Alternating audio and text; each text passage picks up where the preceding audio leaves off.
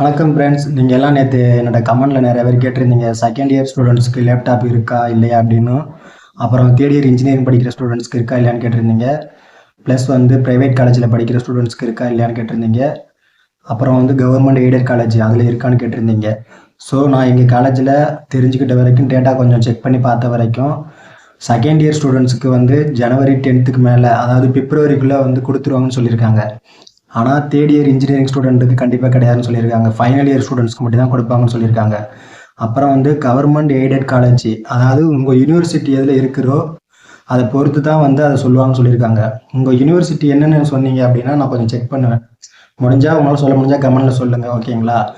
அப்புறம் 7.5, அதாவது நமக்கு கவர்மெண்ட் இடஒதுக்கீடு காலேஜில், ப்ரைவேட் காலேஜோ இல்லாட்டி கவர்மெண்ட் எய்டட் காலேஜோ அதில் எதுவாக இருந்தாலும் சரி, அதில் 7.5 இடஒதுக்கீட்டில் நீங்கள் ஜாயின் பண்ணியிருந்தீங்க அப்படின்னா கண்டிப்பாக அவங்களுக்கும் லேப்டாப் கொடுக்கப்படும் அப்படின்னு சொல்லியிருக்காங்க. இப்போ லேப்டாப் கொடுத்தது அழகப்பா யூனிவர்சிட்டியில். நீங்கள் எந்த யூனிவர்சிட்டி ப்ளஸ் நீங்கள் என்ன கோர்ஸ் எடுத்திருக்கீங்கன்னு கமெண்டில் சொல்லுங்கள். நான் அந்த டேட்டா வச்சு நான் உங்களுக்கு ரிப்ளை மெசேஜாக அதில் போடுறேன். Okay guys.